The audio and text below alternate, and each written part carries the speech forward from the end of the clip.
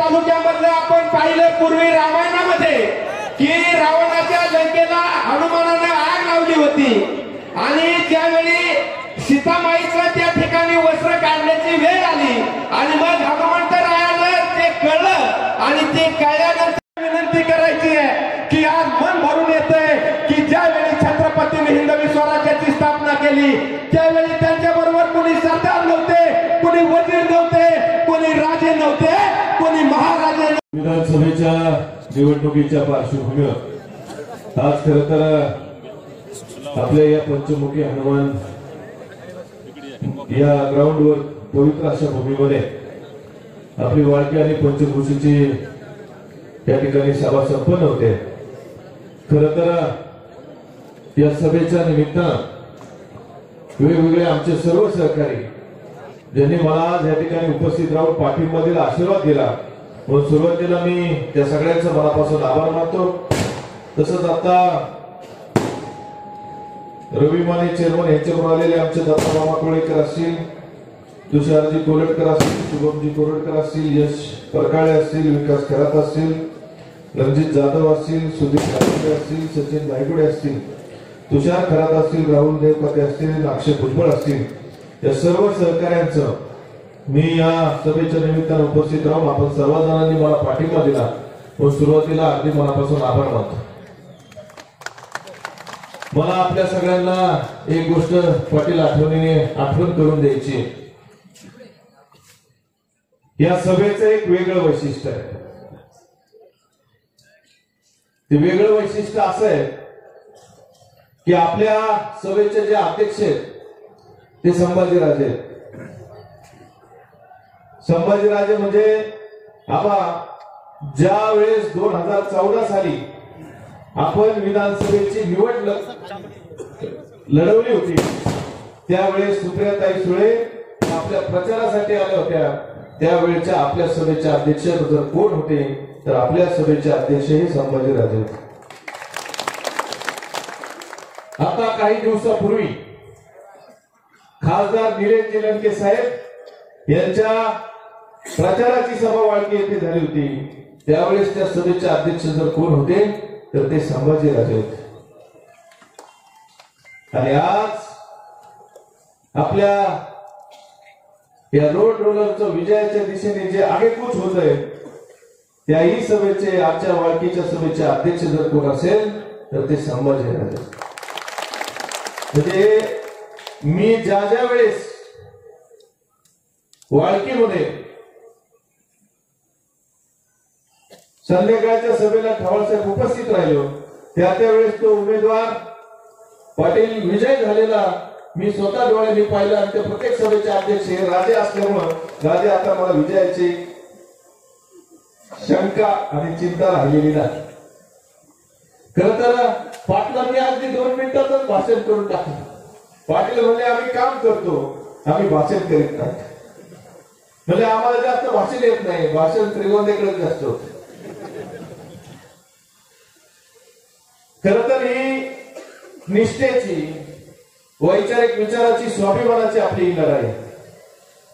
आणि या लढाईमध्ये आमच्या वाळकीतले आणि संपूर्ण पंचकृषी असेल, चिचुंडी पाटीलची संपूर्ण पंचकृषी असेल, आपण सर्वजण माझ्यासारख्या एका सामान्य कार्यकर्त्याच्या पाठीशी खंबीरपणाने उभा राहिला म्हणून मी आपल्या सगळ्यांच्या सुरुवातीला मनापासून आभार या निमित्तानं व्यक्त करतो. उमेदवारीचं काय झालं तो इतिहास हा आपल्या सगळ्यांना होती. खरं तर महाविकास आघाडीची उमेदवारी आपली होती. आदरणीय साहेबांचं तुतारी चिन्ह हे आपल्याला मिळणार होतं, पण अचानक तुम्हाला सांगतो माशी शिंकली.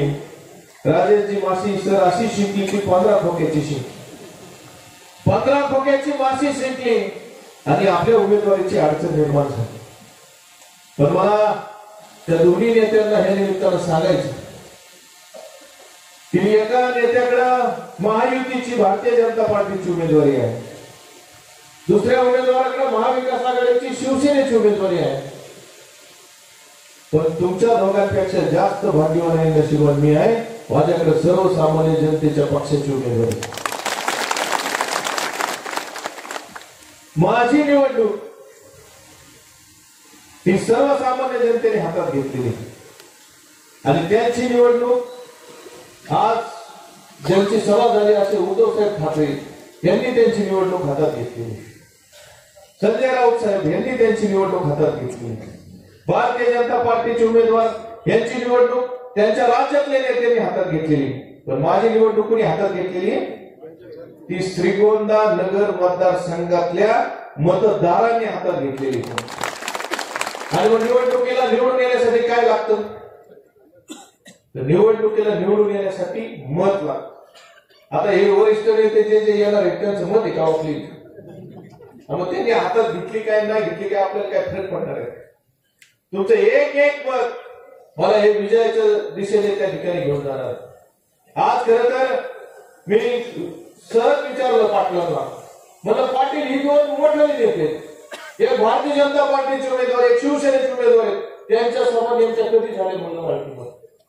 पाटील म्हणले एकाची फेरी आली, दर्शन घेतलं आणि मागच्या एका ऑफिसमध्ये सभा झाली भारतीय जनता पार्टीचे उमेदवार आणि शिवसेनेची म्हणजे अजून ठरलीच नाही. म्हणजे म्हणून दादा माझ्यासारख्या एका सामान्य कार्यावर प्रेम करून जर आपल्या ह्या चौकात सभा होत असेल तर तुम्हाला सांगतो त्यांच्यापेक्षा जास्त भाग्यवान जास्त नशिबवान मी काय करतो.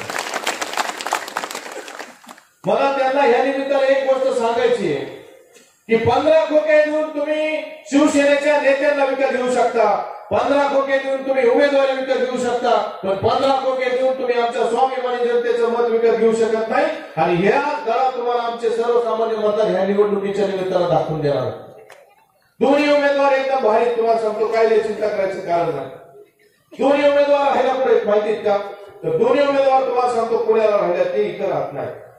भारतीय जनता पार्टीचे उमेदवार हे कोथरूडला राहिले आणि शिवसेनेचे उमेदवार हे अहमदनगर पार्कला राहिले. त्यांना मतदारसंघातल्या लोकांचं काही घेणं देणं नाही. त्यांना ना तुमच्या आमच्या प्रश्नाचं घेणं देणं नाही. त्यांना कुठलाही विषय त्यांच्यासाठी गांभीर्य नाही. त्यांना फक्त निवडणूक जिंकायची, सत्ता मिळवायची आणि त्या सत्तेच्या माध्यमातून पैसा गोळा करायचा आणि वेगवेगळ्या त्यांचे जे उद्देश आहेत ते उद्देश साध्य करायचा, एवढा त्यांचा विषय तुम्हाला. भारतीय जनता पार्टीच्या उमेदवाराचा इतिहास खरं तर पेपरमध्ये छापून आला तुम्हाला. एकदम सुपरिचित उमेदवार आहेत भारतीय जनता पार्टीचे. माझ्या हातात हा 7 नोव्हेंबरचा पेपर आहे. आज किती तारीख आहे? 14 तारीख आहे. म्हणजे किती दिवसापूर्वीचा हा विषय. म्हणजे मी खोटं बोलत नाही, मी पुराव्याशिवाय काही बोलत नाही तुम्हाला. भारतीय जनता पार्टीचे जे उमेदवार आहेत हे इतके भारी उमेदवार आहेत, त्यांचं खऱ्या अर्थानं नाव विक्रम का ठेवलं असेल हा प्रश्न ज्यावेळेस मला सुरुवातीला पडला होता, ज्यावेळेस 7 तारखेचा हा पेपर पाटील पाहिला त्यावेळेस मला कळलं त्यांचं नाव विक्रम का ठेवलं. एखादा व्यक्ती चांगलं काम केलं की आपण काय होतो ठेवासाहेब एक नवीन विश्व विक्रम तयार झालाय. एखादा नवीन गोष्ट झाली, वारंवार एखादा कमी वेळेत जास्त धावला तर आपण म्हणतो विक्रम विश्व विक्रम तयार झाले. आणि म्हणून या बहादराचं नाव विक्रम काय ठेवलं त्याचा हा पुरावा आहे तुम्हाला. हा पुरावा म्हणजे काय की ज्या ज्या उमेदवारांना विधानसभेच्या निवडणुकीला उभं राहायचं असतं त्या त्या उमेदवाराला एका 500 रुपयाच्या स्टॅम्पवर ऍफिडेव्हिट करून द्यावं लागतं की त्याने त्याच्या खासगी जीवनामध्ये त्याच्यावर किती प्रकारचे गुन्हे दाखल आहेत, त्याला एखाद्या गुन्ह्याची शिक्षा लागलेली आहे का, त्यांनी सार्वजनिक जीवनामध्ये काय काय कृत्य केलेलं आहे हे एका ऍफिडेव्हिट मध्ये लिहून द्यावं लागतं. माननीय भारतीय जनता पार्टीचे उमेदवार विक्रम सिंह पाचपुते, हा शिवला होते ना म्हणून यांनी 500 रुपयाच्या स्टॅम्पवर काय लिहून दिले तुम्हाला सांगतो. यांच्या नावावर 30 गुन्हे दाखल. किती? 30 गुन्हे दाखल. माझ्या पण नावावर 2 गुन्हे दाखल तुम्हाला. तर माझ्या नावावर जे 2 गुन्हे दाखल आहेत ना हे शेतकऱ्यांच्यासाठी पाण्यासाठी जे रास्ता रोको आंदोलन केलं ना त्याचे 2 गुन्हे दाखल आहेत तुम्हाला. मग मला वाटलं 30 गुन्हे दाखल आहेत मला लय आंदोलन केलं की काय. तहसील कार्यालयाला कुलूप लावले काय शेतकऱ्यांच्या प्रश्नासाठी, पंचायत समितीत जाऊन बसले काय शेतकऱ्यांच्या प्रश्नासाठी, विजेचा प्रश्न आहे मग त्या विजेच्या प्रश्नासाठी एखाद्या कार्यालयाला जाऊन कुलूप लावलं काय.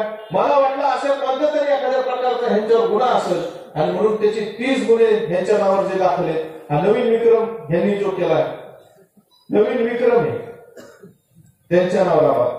आणि म्हणून मला असं वाटलं की नेमके गुन्हे कशाचे दाखल आहेत. तर मी ज्यावेळेस पाहायला सुरुवात केली तर तुम्हाला सांगतो यांच्या नावावर जे 30 गुन्हे दाखल आहेत त्या 30 गुन्ह्यांपैकी 29 गुन्हे हे 138 चे. आता मी काय वकील नाही तुम्हाला 138 याची आमचे वकील साहेब आहेत सावंत साहेब हे 138 चा जो कलम आहे हा चेक बाउन्सचा कलम आहे तुम्हाला. आणि चेक बाउन्स पाठवणे पुढे केले माहिती हे चेक बाउन्सचे जेवढे गुन्हे दाखल आहेत त्याचा पहिला गुन्हा दाखल आहे श्रीगोंद्याला, दुसरा गुन्हा दाखल आहे गुजरातला, तिसरा गुन्हा दाखल आहे पुण्याला, चौथा गुन्हा दाखल आहे कोल्हापूरला, वाराणसीला, दिल्ली दिल्ली दिल्ली दिल्ली, श्रीगोंदा, नेवासा,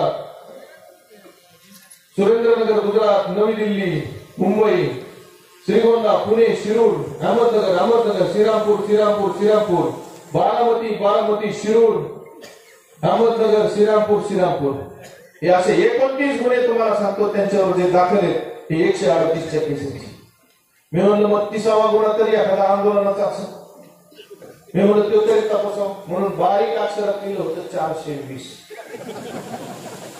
आता वकील साहेब 420 म्हणजे काय आम्हालाच नाही म्हणजे 138 च्या पुढची स्टेप आहे काय. आता असले तुम्हाला सांगतो भारतीय जनता पार्टीचे उमेदवार आहेत.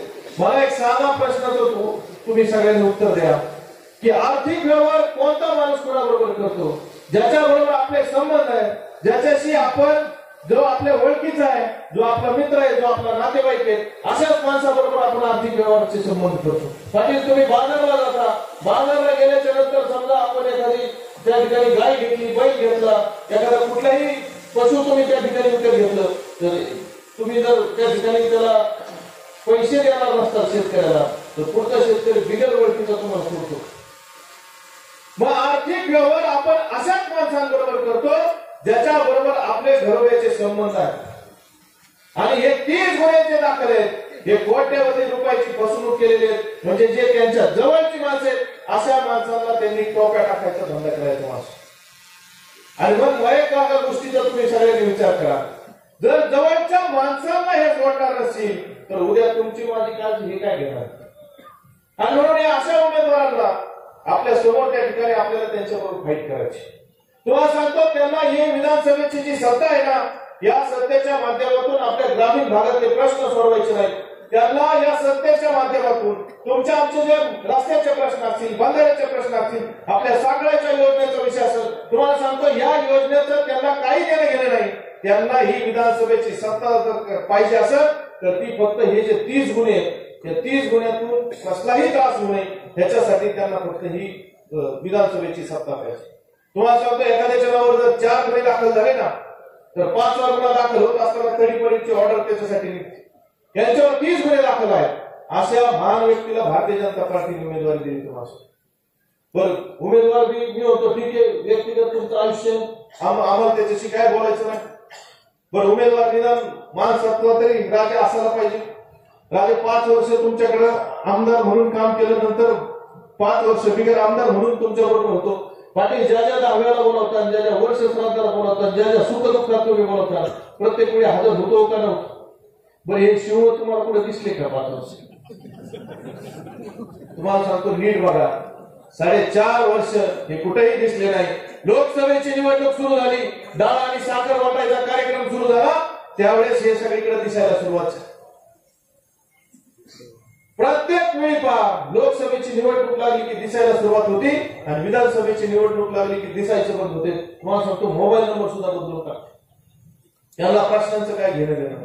आदरणीय बबनदादा पाचपुते साहेब 505 वर्ष विधानसभेचे सदस्य होते, आजारी होते. अशा काळामध्ये गंभीरपणाने उभं राहून त्यांच्या मागे सर्वसामान्य जनतेची काळजी घ्यायला पाहिजे होती. समाजातले जे प्रश्न आहेत ते समजून घ्यायला पाहिजे होते, ज्या अडीअडचणी त्या समजून घ्यायला पाहिजे होतं, तहसील कार्यालयात जाऊन बसायला पाहिजे होतं, गोरगरीब लोकांच्या रेशनिंगचे कामाचं अडचण निर्माण झाली ते प्रश्न सोडवायला पाहिजे होते. पण मात्र हे शिव हे कुठेही दिसले नाही. हे 4.5 वर्ष हे गायब होते आणि आता निवडणूक लागली की आता दिसायला सुरुवात झाली. यांना प्रश्नांचं घेणं देणं नाही. तुम्हाला सांगतो हे संपर्कात कुणाच्याही राहिले नाही. पण त्यांनी ज्यांना संपर्क केला ते कुणाच्या संपर्कात राहिले तर फक्त ठेकेदारांच्या संपर्कात राहिले. तुम्हाला प्रत्येक ठिकाणी बघा ज्या ज्या ठिकाणी रस्त्यांचे काम चालू आहेत, हे 8-8, 9-9, 10-10 महिने झाले रस्त्याचे काम चालू झाले आणि 3-3, 4-4 महिन्यांनी रस्त्याचे काम बंद झाले. कारण टक्केवारी घेताना सुरुवात 12 पासून केली, शेवट विधानसभेची निवडणूक लागेपर्यंत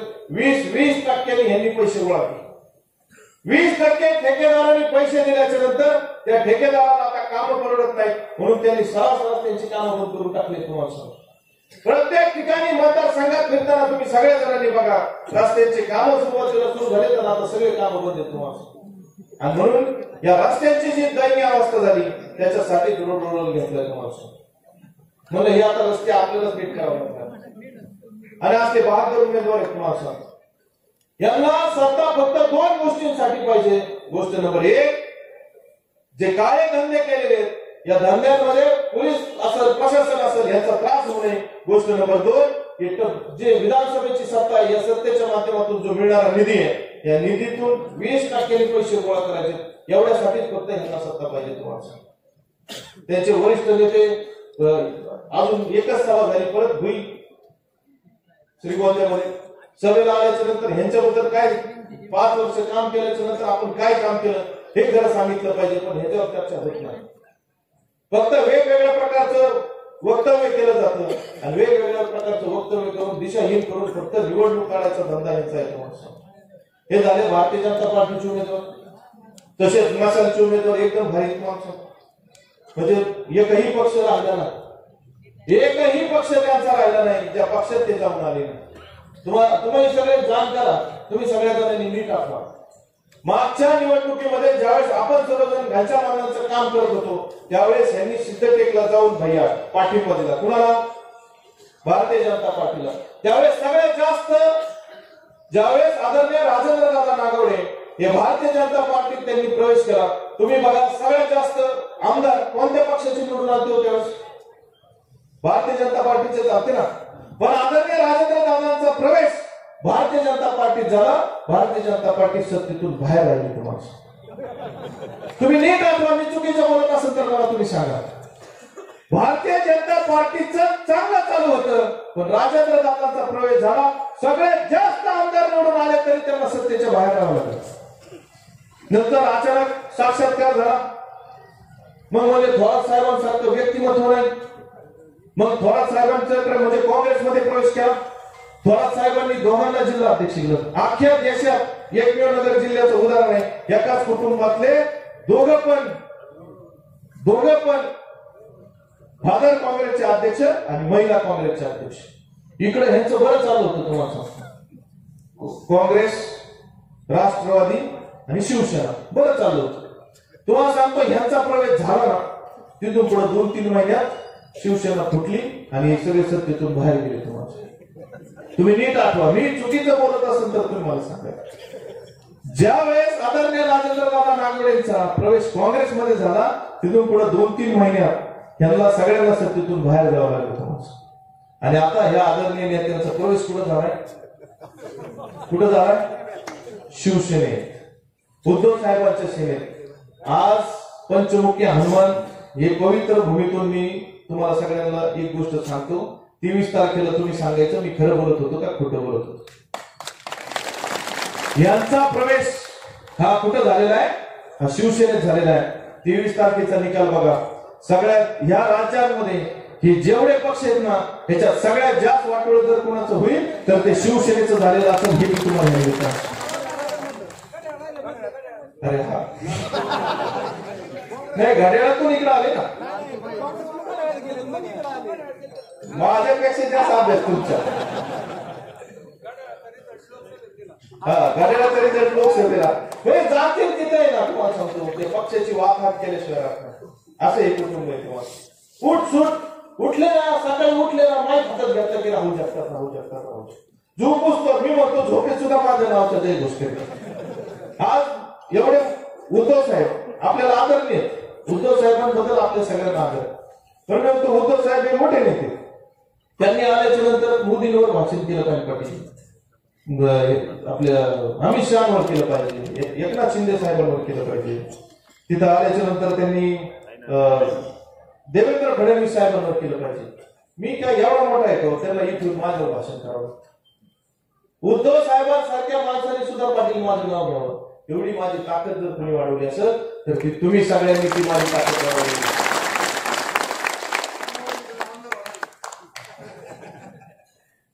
वरिष्ठ नेत्यांनी येऊन माझ्यावर बोलावं लागतं. तुम्हाला सांगतो, भारतीय जनता पार्टीचे सुद्धा नेते आपल्यावर टीका करतात, शिवसेनेचे नेते सुद्धा आपल्यावर टीका करतात.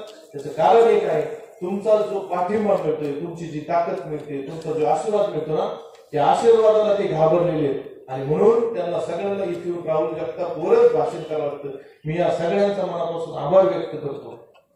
मी या सगळ्यांच्या मनापासून आभार व्यक्त करतो. त्याचं कारण असं आहे की माझा 80% प्रचार त्यांनी संपवून टाकला.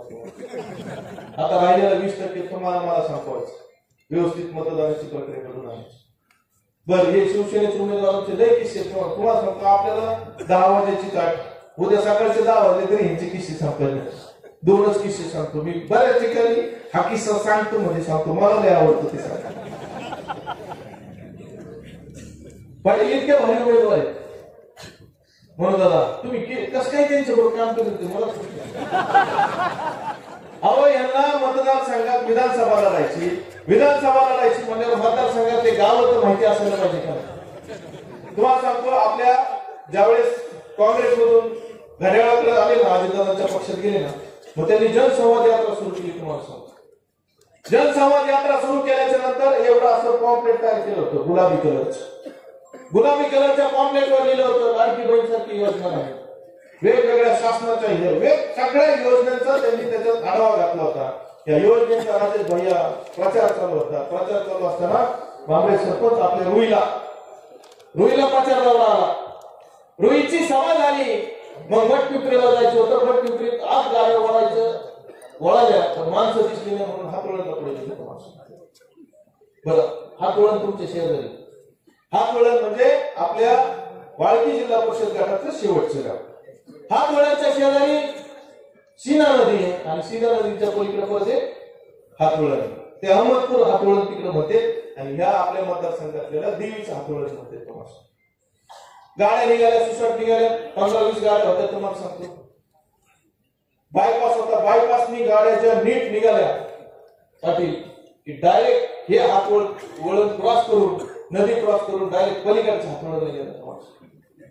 बरं, ते हातवळण पुढे माहिती, ते हातवळण बीड जिल्ह्यामध्ये. बरं, बारा माणसं उतरले गाडीत. उतरले तसे सभा मंडपात गेले. सभा मंडपात 12-13 जण पत्ते खेळत होते. त्याची साक्ष काढणार आहे. 12-13 जण पत्ते खेळत होते. त्या बिचारांनी वळून सुद्धा बघितलं नाही कोण आले असे. माणसाकडे बसले. तिथं लगेच माईकची गाडी लागली, भाषण सुरू झाले. भाषण सुरू झाल्याच्या नंतर इथं बरेच जण उपस्थित. रामदास झेंडे सरांना ओळखतात. हा, मग त्यांचं आयोजन त्यांचं होतं, मार्केट कमिटी संचालक रामदास सरांनी माईक हातात घेतला आणि नागोडे कुटुंब किती चांगलं आहे आणि त्यांना मतदान का करायचं हे कुठं सांगितलं, बीड जिल्ह्यात. ते म्हणजे लय चांगलं कुटुंब आहे.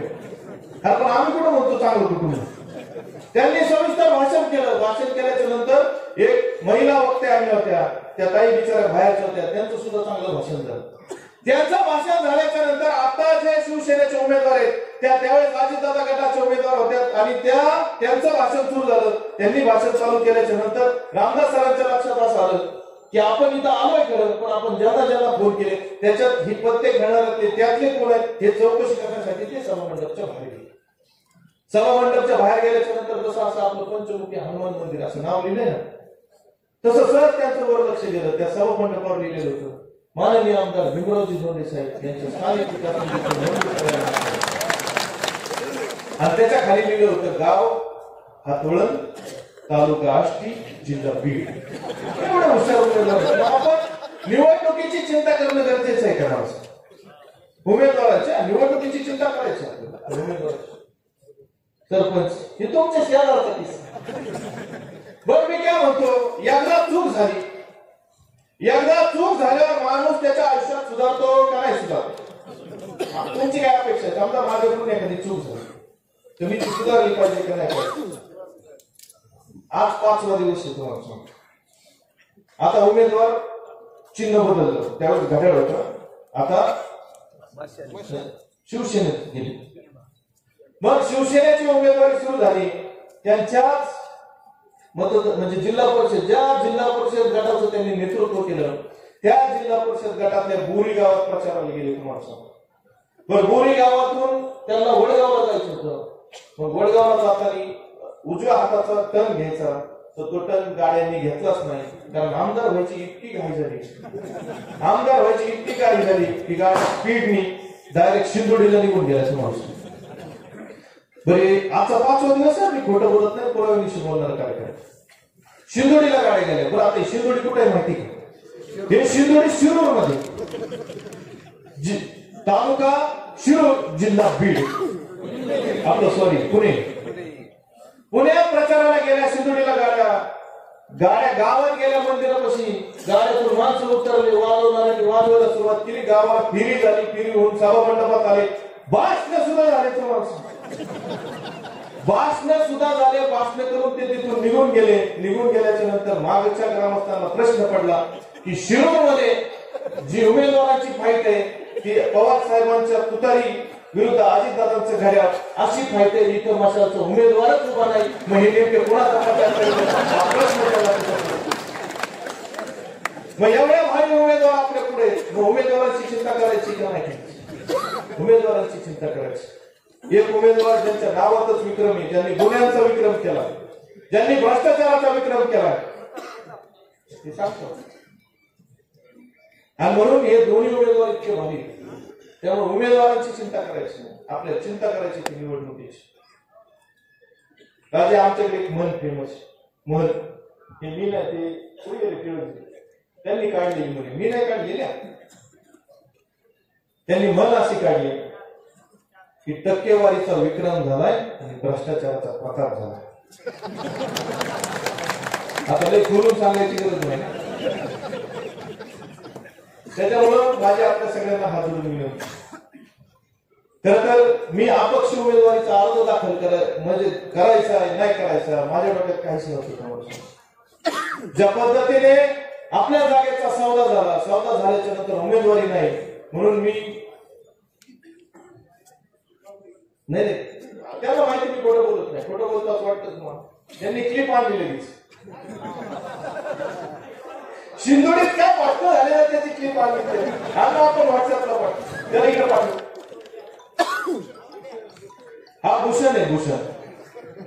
ज्यावेळेस आष्टीला सभा झाली ना, आष्टीला हातोळणला, हा भूषण आत्मवर करतो, आता इकडे काळजी नको तुला, हा भूषण त्यांच्या बरोबर होता तिथं भाषण करायला, ही पोरं तिथं म्हणजे पुरावा आहे, आपण खोटं बोलत नाही. आणि त्यांचं सगळं कार्य बघून, गाव हुकणारी गाव बघून आज आपल्या बरोबर. त्याच्यामुळे माझ्या आपल्या सगळ्यांना हात जोडून निवडणुकीचं गणित हे जमलेलं आहे. मी ज्यावेळेस मुंबईतून निघालो, उमेदवारी करायची नाही करायची, माझ्या मनात सगळं प्रश्नचिन्ह होते. मी हा विचार करत होतो की गेले 4 दिवस मी मुंबईत होतो, प्रत्येक वेळी प्रत्येक कार्यकर्त्याचा, मित्राचा फोन यायचा, आईचा फोन यायचा की अरे आम्ही काहीतरी वेगळं ऐकतो, काय घेतं. मी फक्त एवढंच सांगायचो काय अडचण नाही, आपलं निश्चित झालं. प्रत्येक वेळी फोन आला की मी फोन घ्यायचा टाळत होतो, कारण मला पण प्रश्नचिन्ह निर्माण झालं की नेमकं काय होते मला समजत नव्हतं. 4थ्या दिवशी ज्यावेळेस समजलं की आपला 15 कोटीने कार्यक्रम केलाय, माघारी ज्यावेळेस निघालो त्यावेळेस मला प्रश्नचिन्ह होते की नेमकं करायचं काय, आता कशा पद्धतीने पुढे जायचं. पण दुसऱ्या दिवशी तुम्ही सगळेजण आले, रंगनाथ पाटलांनी डायरेक्ट फॉर्म भरला. फॉर्म भरल्याच्या नंतर तुम्ही सगळ्यांनी सांगितलं की फॉर्म काढायचं नाही, चिन्ह घ्यायचं आणि लढायचं. आता ही लढाई सुरू झाली. एका नेत्याकडे 120 कोटी रुपये अजितदादांनी दिले तुम्हाला, दुसऱ्या नेत्याकडे 20% गोळा केलेले पैसे तुम्हाला. आता दिवस थोडे राहिले, आता गोंधळ घालायला सुरुवात करते. पण मला एवढी खात्री आहे, त्यांनी किती जरी गोंधळ घातला आणि त्यांनी काही जरी करण्याचा प्रयत्न केला, आता ह्या रोलरचं इंजिन तुम्ही सगळेजण झाले, आता हा रोलर डायरेक्ट मुंबईला गेल्याशिवाय थांबणार नाही. आपल्याला सगळ्यांना निवडणुकीचं मी जे म्हणलं ना गणित बसलंय, ते गणित कसं बसलंय तर तुम्हाला सांगतो. आतापर्यंत सगळ्या निवडणुका पाचपुते कुटुंबांनी, नागोडी कुटुंबांनी एकत्र केल्या. तुम्हाला सांगतो मागची विधानसभा दोघं एकत्र होते, या घनश्यामांचं अण्णांचा निसटता पराभव झाला. तुम्हाला मार्केट कमिटी असेल, खासदारकी असेल, प्रत्येक निवडणुकीत या दोघांनी एकत्रित निवडणुका केलेल्या आहेत. आता विभाजन त्यांचं झालंय, आपल्या मताचं विभाजन झालेलं नाही. ते दोघं आता वेगळे झाले, आपण एक जागे आहोत. म्हणून विजयाचं गणित बसलेलं. विजयाच्या बाबतीत माझ्या मनात कसली शंका नाही. मला फक्त काळजी एका गोष्टीची वाटते, आपण आदरणीय साहेबांचा आशीर्वाद घेऊन ही निवडणूक लढतो. साहेबांचा आशीर्वाद आपल्या पाठीशी, त्याच्यात तुम्ही त्यांनी काय नाही सांगू ते कोणतरी बोललं की म्हणजे फोन आला होता घेतलाच नाही. अरे फोन 24 तास चालू आहे, फोन आलाच नाही आणि फोन येणार बी नाही. मी तुम्हाला एकदम जबाबदारीने सांग, मला वरिष्ठांचा फोन येणार नाही सर, मला तुम्ही म्हणणार बी नाही फोटो का वापरतो. कारण अख्ख्या महाराष्ट्रामध्ये साहेबांच्या पक्षाचं चिन्ह हे तुतारी वाजवणारा माणूस आहे. मी एकमेव नशीबवान माणूस आहे पाटील. म्हणजे अजितदादांना सुद्धा साहेबांचा फोटो वापरता आला नाही. मी एकमेव नशीबवान माणूस आहे की मला साहेबांचा फोटो वापरता येतो. आणि साहेबांनी सांगितलं की महाराष्ट्रात साहेबांच्या पक्षाचं चिन्ह तुतारी वाजवणारा माणूस आहे. मी एकमेव नशीबवान माणूस आहे जिथं साहेबांच्या पक्षाचं चिन्ह हे रोड रोड आणि साहेबांचा आदेश घेऊन आपण या निवडणुकीला लढतोय. बरेच जण म्हणते की मी राहुल जगताप म्हणजे भाजपची बी टीम. बरेच जण म्हणजे आज पण भाषण केलं. बाळासाहेब कुठे गेले, तुम्ही कोणा लेख त्रास दिला मला काय कळणार. त्यांनी म्हणजे त्यांच्या साहेबांनी बाबासाहेबांनी त्याच्यामुळे एक गोष्ट का घेऊन निघतो थोडा तरी उठलं सुटलं की ते माझच मागं लागले. मला त्यांना एकच सांगायचं की तुम्ही आमच्या वडिलांच्या जागी आहात. ते म्हणले 20 कोटी रुपये घेऊन विकला नाही. किती म्हणले? 20 कोटी रुपये घेऊन. मला त्यांना एक जबाबदारीने सांगायचं की ज्या वेळेस एका राष्ट्रवादीच्या 2 राष्ट्रवादी झाल्या त्यावेळेस आदरणीय अजितदादा मला सांगत होते की लोकसभेच्या निवडणुकीत तू तिकडून प्रचार करू नको, तू आमच्या बरोबर ये, तुला एनसीडीसीचे 138 कोटी रुपये देतो. त्यावेळेस मी तो गोष्टीचा विचार केला नाही. मला तुम्ही सगळ्या जणांनी एक सांगा की 138 कोटी मोठे का 20 कोटी रुपये मोठे. मला त्यांना एवढंच सांगायचंय, तुमच्या सवयी या बाकीच्यांना लागल्या असतील असं तुम्ही समजून घेऊ. जर तुमच्या सवयी आहे त्या आम्हाला लागतील असं तुम्ही मानून घेऊ नका. आम्ही निष्ठावंत आहोत. तुम्ही आमची निष्ठा तपासू नका. तुम्ही आमची निष्ठा तपासू नका. तुम्ही आमची निष्ठा तपासू नका. मला एवढंच त्यांना सांगायचंय. मला त्यांच्यावर जास्त बोलायचं सुद्धा नाही, कारण ते माझ्या वडिलांच्या जागी. माझं फक्त मला एवढंच सांगायचंय, तुम्हाला सगळ्यांना जबाबदारीने सांगा. पवार साहेब बोलता बोलता नेहमी बोलते की राहुल जगताप अपक्ष आमदार होणार आणि नामदार होणार. साहेब आपल्याला मंत्रीपद घ्यायचं नाही, ना आपल्याला कसलं महामंडळ घ्यायचं, ना आपल्याला काही घ्यायचं. आदरणीय साहेबांना आपण पाठिंबा देणार. सरपंच मी तुम्हाला एकदम जबाबदारीने बोलणारा कार्यकर्ता आहे. आदरणीय साहेबांची सत्ता येणार आहे तुम्हाला सांगतो. बरेच जण सांगते ती बीटी ना, त्यांना मला एक सांगायचं, आम्हाला कुठल्या मंत्रिपदाची अपेक्षा नाही ना कुठल्या महामंडळाची अपेक्षा. उद्या ज्यावेळेस आपण अपक्ष आमदार निवडून येणार आहेत आणि पवार साहेब आपल्याला विचारणार की राहुल तुला काय पाहिजे, त्यावेळेस पाटील मी त्याला एकच गोष्ट सांगणार आहे, साहेबांना सांगणार आहे की साहेब मला तुमचं काहीच नको, मला फक्त आमच्या डिंबे माहिकडोच्या बोगद्याला परवानगी द्या, मला आमच्या साखळा योजनेला परवानगी द्या, मला आमच्या घोडच्या ज्या पाण्याचं वाटोळ झालंय त्या पाण्याच्या दुरुस्तीसाठी तुम्ही मदत करा. आमचा घोड असेल, कुकडी असेल, आमची साखळी असेल, आमच्या ह्या ज्या योजना आहेत या योजनेचा साठी तुम्ही मला मंजुरीचं पत्र द्या. मला तुमचं मंत्रीपद नको ना मला तुमचं महामंडळ नको, मला कशाचीच अपेक्षा नाही तुम्हाला. मी समाधानी माणूस. मी साहेबांना सांगणार आमची फिरती एमआयडीसी कुठेतरी थांबवा. फिरती एमआयडीसी कुठेतरी थांबवा. कारण एमआयडीसी कुठून निघाली? आवटेवाडी पासून निघाली, नंतर ती विसापूरला आली, विसापूरवरून घुटेवाडीत आली, घुटेवाडीतून पाटील वाळकीतले दिवस थांबले. हा घोसपुरीवरून वाळकीला, वाळकीतले दिवस थांबले. मग आता तरी एखादा प्रोजेक्ट चालू, आता तरी चालू होईल. मग अचानक त्याला लागली वाळकीतून परत माघारी गेली बेलोंडीला. ती विनंती आपल्याला साहेबांना करायची की साहेब आता हिचा स्टॉप घ्यायला कुठेतरी आणि ही तर कुठंतरी मतदारसंघात कुठं पण थांबवा, पण ही एमआयडीसीची रेल्वे कुठेतरी थांबवा आणि तिचे उद्योग आम्हाला आमच्या मतदारसंघातील तरुण मित्रांना त्याच्या हाताला काम देण्यासाठी कुठेतरी एमआयडीसी चालू करून द्या. आणि ह्याच्यासाठी आपल्याला आमदार व्हायचं. आपल्याला मंत्रीपद ना काहीच नाही घ्यायचं. आपल्याला मतदारसंघातले विकास कामं करण्यासाठी आमदार व्हायचे. आणि सगळ्यात जबाबदारी मी तुम्हाला एक गोष्ट सांगतो, तुमच्या पाठबळामुळे 20 तारखेला मला मतदान पडणार आहे आणि 23 ला मी आमदार होणार आहे, ह्याच्यात मला कसली शंका नाही. तुम्ही ज्या पद्धतीने मला ताकद लावून आमदार करणार आहेत ना, मी अगदी पंचमुखी हनुमान महाराजांच्या पवित्र भूमीत त्याला साक्ष देऊन सांगतो, 1 रुपयाचा तर विषय दिला, 1 पैसा सुद्धा कोणत्याही कामात घेणार नाही. क्वालिटीचे काम करून एक विकासाची एक वेगळी दिशा आपल्या मतदारसंघाला देऊ, एवढंच खरं तर ह्या निमित्ताने सांगतो. अधिकच्या वेळ आपल्या सगळ्यांचं न घेता आपण सर्वजण खरं तर मला पाठबळ देण्यासाठी उपस्थित राहिले. आमच्या बऱ्याचशा तरुण सहकारी मित्रांनी इथं उपस्थित राहून आमचे या ठिकाणी खरं तर सरपंच हर्षलजी यांनी खूप सगळी मोठी टीम या ठिकाणी आणली. आमच्या रवी माने असतील, सगळ्यांबरोबर असंख्य आलेल्या सर्व सहकार्याने, विशेष म्हणजे आमचे भांबरे सरपंच.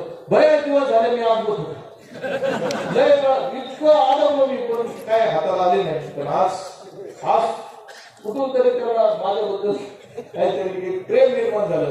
आणि आमचे रुईचे सर्व सहकारी असतील, जगदाळे सर असतील, आमचे हे काही सर महाराज असतील, सर्व सहकारी, आमचे व्हाईस चेअरमन भुजबळ जे असतील, आपण सगळ्या जणांनी खरं तर पाठबळ देण्यासाठी इथे उपस्थित राहिला. म्हणजे आपल्या सगळ्यांना हात जोडून विनंती, किरण ठोंबरे असतील, दादा ढवळे बरोबर आलेले आमचे ढवळगावचे सगळे तरुण मित्र असतील, त्या सगळ्यांचं मी मनापासून स्वागत करतो. आपल्या सगळ्यांना एक छोटीशी विनंती करतो, विजयाचं जरी ठरलं, विजयाच्या बाबतीत काळजी करायची नाही. आपल्याला काळजी फक्त एका गोष्टीची घ्यायची, आपली अपक्ष उमेदवारीचा अर्ज दाखल असल्यामुळे आपला अनुक्रम नंबर जो आहे तो 10 आहे. 10 नंबरच्या पुढे आपलं नाव आहे, नावाच्या पुढे फोटो आहे आणि फोटोच्या पुढे आपलं विकास नामाचं रोड रोलरचं चिन्ह आहे. त्या चिन्हापुढचं बटन दाबून आपण सगळ्या जणांनी जास्तीचं मतदान घडून आणण्यासाठी सहकार्य करावं, हीच आग्रहाची कळकळीची विनंती करतो. आणि रोड रोलरच्या चिन्हापुढचं बटन दाबून आपण सगळ्या जणांनी मला काम करण्यासाठी आशीर्वाद द्या, हीच विनंती करून या ठिकाणी थांबतो. रामकृष्ण.